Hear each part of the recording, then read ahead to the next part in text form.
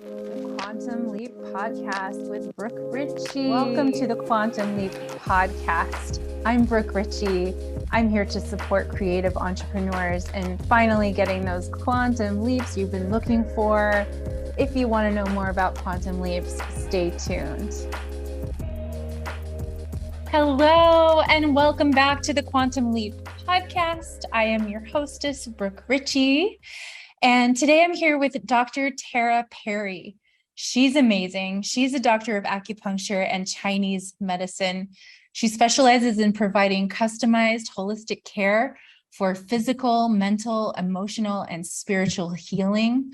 For 25 years, Dr. Perry has successfully treated celebrities, Olympians, first responders, world record holders, doctors, scientists, teachers, moms, dads, kids, even me. She has been featured on Lifetime Television, the Los Angeles Times, UCLA Bruin, all of these amazing places, Fox Sports West, Cosmed Magazine, and many others. For 10 years, she taught at the #1 acupuncture college in California. In 2000, Dr. Perry was chosen to be the first acupuncture teacher at the famous Arthur Ashe Center at UCLA. This is a landmark introduction of acupuncture care to the UC students in California, which became a huge success and continues until today. Some of Dr. Perry's testimonials include America's favorite TV mother, Florence Henderson. She stated on a national television that Dr. Perry had saved her life many times. And the Tony Award Broadway star Ben Vereen credits Dr. Perry for helping him recover from his severe injury. She did the acupuncture for David Duchovny on the cover of Esquire magazine. This is quite a resume, Dr. Drtaraperry. Without further ado, I am blessed to have Dr. Perry here with me today to discuss all the wonderful things that she does. Welcome to the show. I'm really excited to be here, Brooke, and I love the name that you chose for this, the Quantum Leap. I just think that's spectacular. I wish I had thought of it. Yeah, well, you and I met at Dr. Joe Dispenza retreat, and we had the lucky introduction of each other, and it made so much sense to talk all things quantum leaps with you specifically. So absolutely. Yes, it was synergy. And I'm so grateful that we met because I love your work and what you do. And I'm excited to share our information and knowledge with your listeners. Oh, right back at you, babe. Okay, just so we can get a little icebreaker here. What is a fun fact about you? Oh, goodness. There are a lot. I've had a really crazy, wonderful life. So a fun fact is that I invited Tony Robbins to come speak to my class at UCLA. Yes, and he did. I had done his fireworks when I was a student there and wrote a paper on it for one of my classes. I became friends with one of his close people there that ran his business. And yeah, he came and spoke to my class back when he became the Mr. Advisor to all the US presidents for the last million years. That is absolutely mind-blowing. Like, how did you do that? That's so amazing. Just ask. And actually, that's really talking about quantum leaps. One of the really important things to do is ask for what you want. Yeah, God, yeah, that's just so good and so easy. Such an easy piece of. So, okay, this is so good, and you're already starting the conversation about quantum leaps. So let's just go with that. What is a quantum leap? What does that mean to you, and how does that happen? So I think a quantum leap is anytime you make a really exponentially powerful shift for the better. There's a famous saying in Asian wisdom that you can't fill a cup that's already full. So part of taking a quantum leap is reaching out to assistants that can help you with that. Sometimes it just happens spontaneously, but if you've already got it all figured out and you're, as Joe Dispenza says, firing and wiring the same circuits that you've been firing and wiring for the last year, 5 years, 10 years, 20 years, maybe your whole life, then you can expect to get the same result. Yeah, no joke. I definitely have noticed as I do mindset work or as I work on myself, and I see it in my clients all the time, your reality starts to shift around you. I mean, you couldn't be more right about that. So I think focusing, our focus is so powerful, so powerful. And when we start to realize that what we focus on, where attention goes, energy flows and results show, but so many of us, all of us are often firing and wiring subconscious patterns that are taking us to things that we don't want, and we don't realize we're doing it. So again, another important component to a quantum leap is awareness, heightened awareness.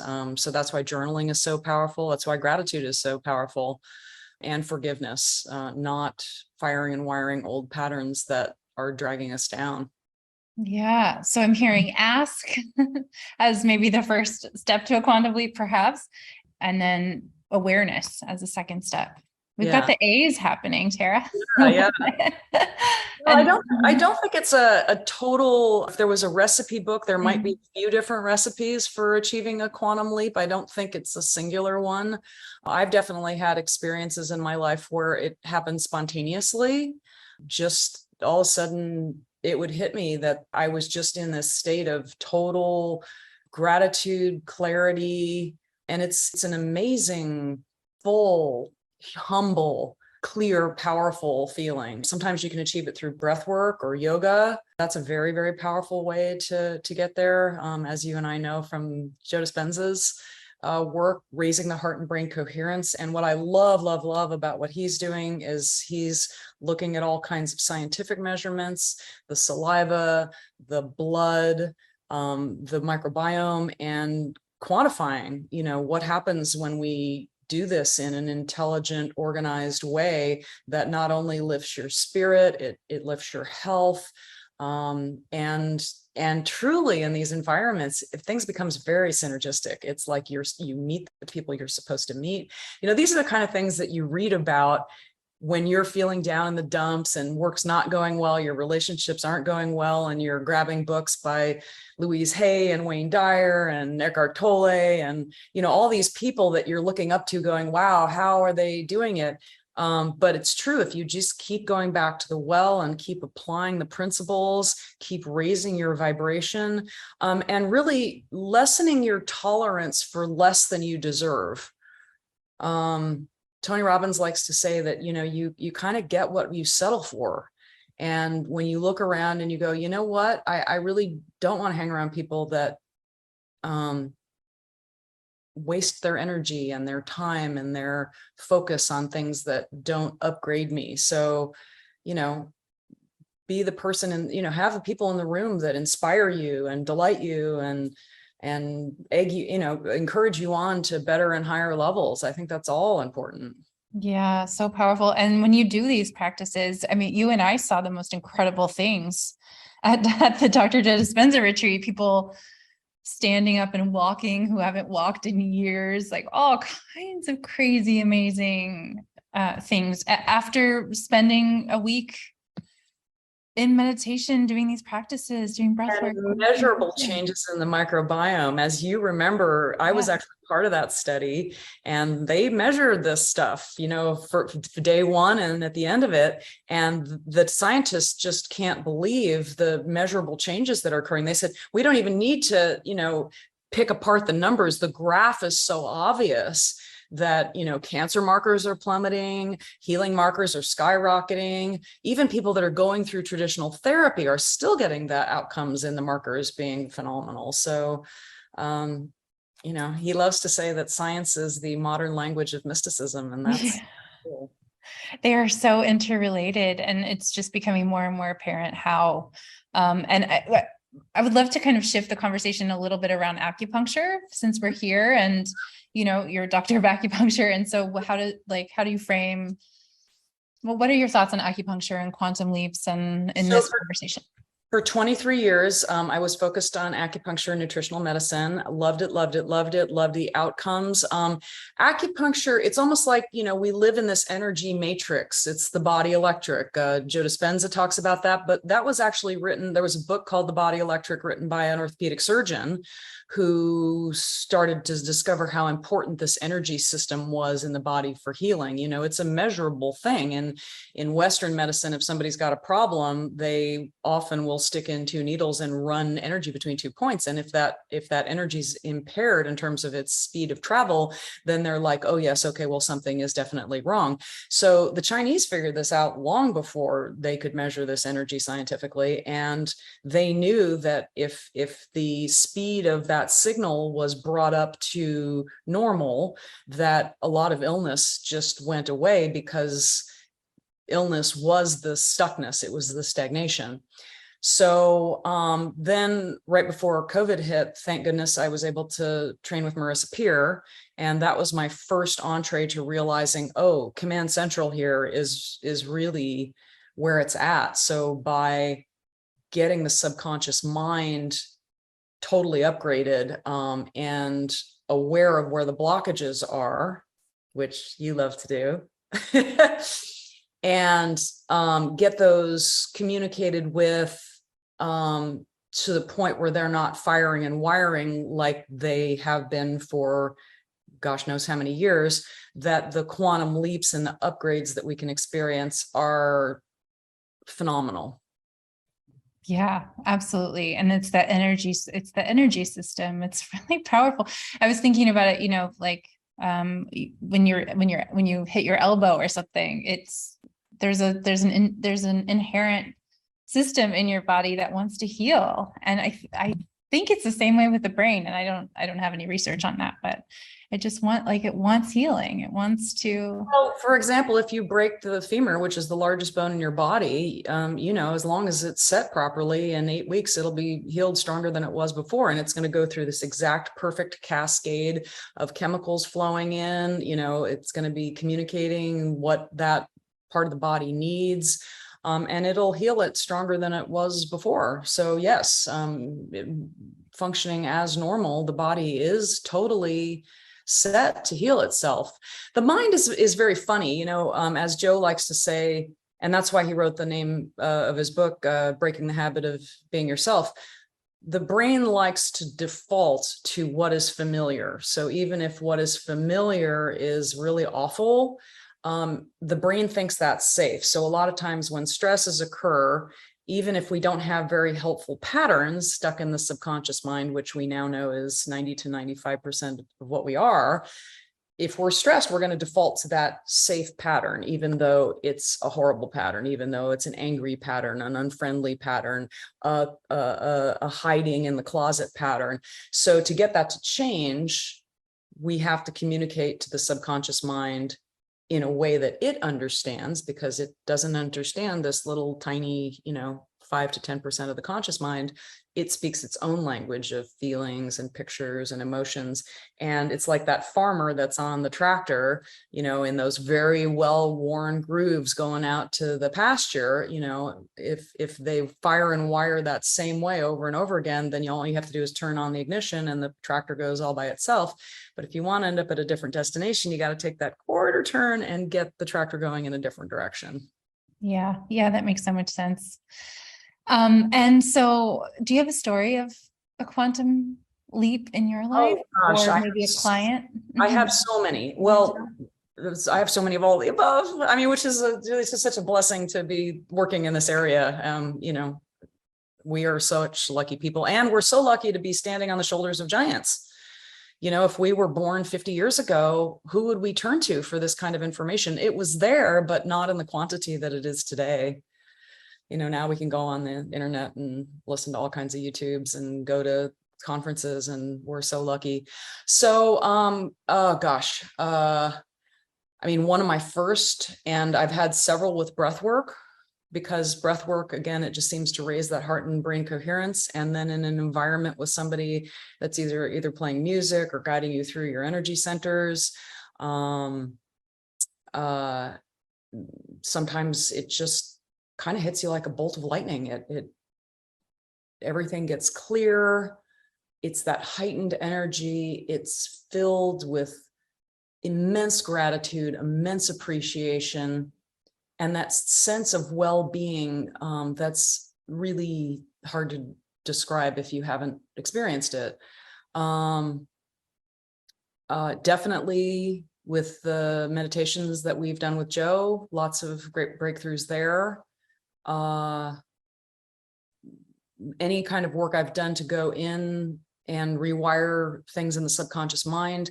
And the invitation to that, as you well know, is the feeling that's uncomfortable. You start there because that's the thing that's pressing on you. That's the thing that your subconscious is saying, hey, I want to. It's almost like a little child or a puppy dog going, hey, pay attention to me. And if we stuff it down and we don't converse with it, we don't talk to it, we don't find out what it wants, then it's kind of like trying to stuff a beach ball down. And that gets exhausting. So let me mention a client really quickly. Let me think of a client who had a breakthrough. These are going up on my Instagram. So I recently had a client, who was attacked by a dog. And she had to have 6 jaw surgeries. Her husband contacted me and said, can you help her? She's got horrible PTSD. She actually was unable to eat without fear of choking for 3 years. Now, this is a lovely woman, beautiful, educated, lovely, lovely woman, 3 young children. So for 3 years, she wasn't able to eat without the whole family having to worry about her needing to go to the ER.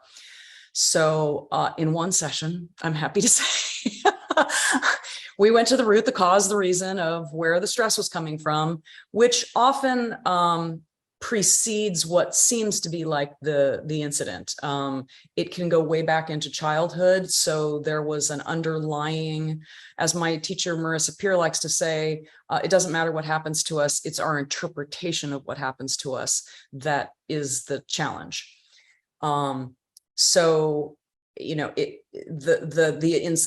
original trauma can go back way back to early childhood. I've even had lots of clients go back to in vitro or being a baby, and remembering things. They're like, oh my goodness, that's why I feel the way I do. That's why I respond the way I do. That's why I react the way I do. And then when you can communicate again at the subconscious level and get the subconscious mind to see that what it's trying to do isn't actually filling the hole, solving the problem, then you can get that problem solved in a meaningful way that is loving, supportive, and safe.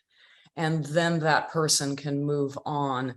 I always say it's like having an iPhone 13 running on iPhone 2 technology. That just doesn't work out very well. So as Bruce Lipton likes to say, it's not enough to delete the program. You have to delete it and write over it so that it's gone. Yes.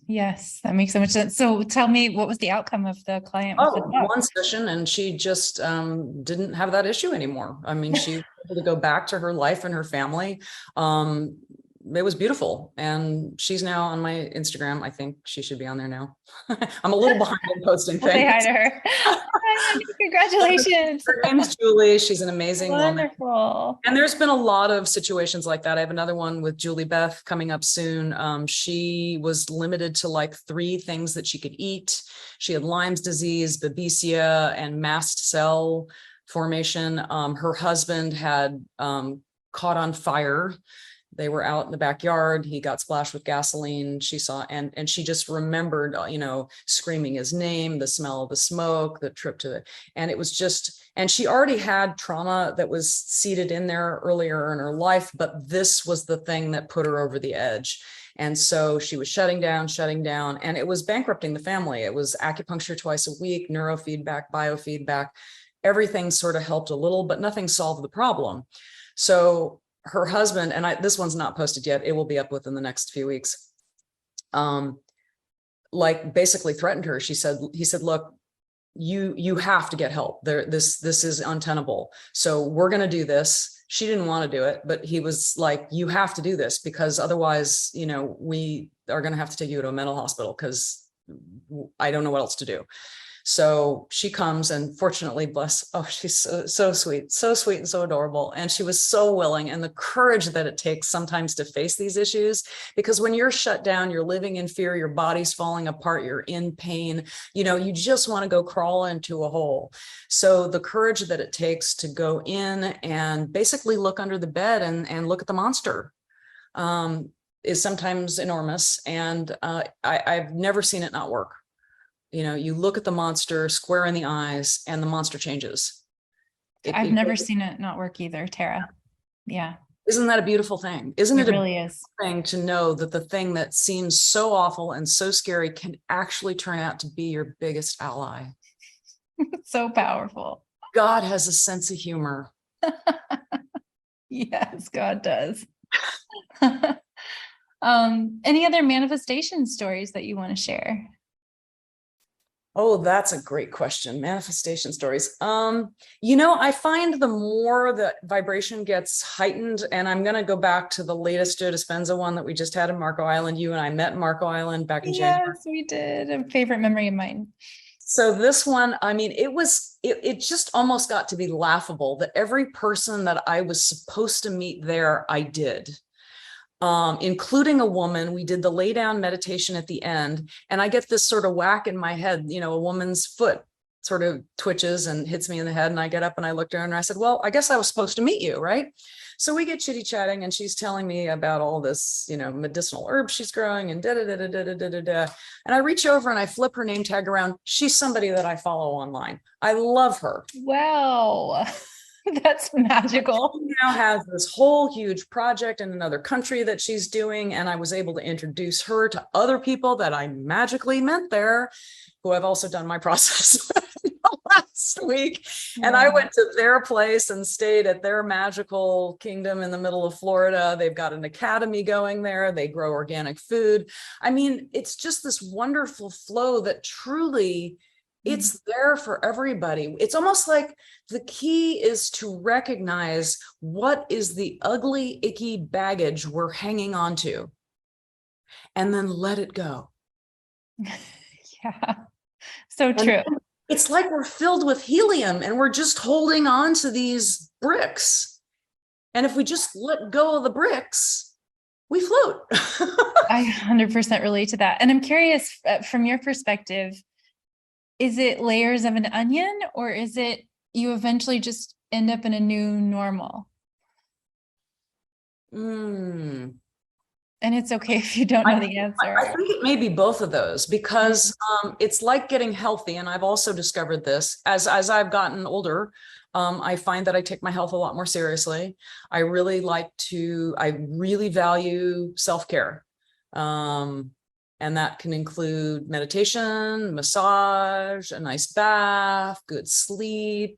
Really cleaned up I didn't eat badly anyway, but I just find that this is such a beautiful gift that we've been given.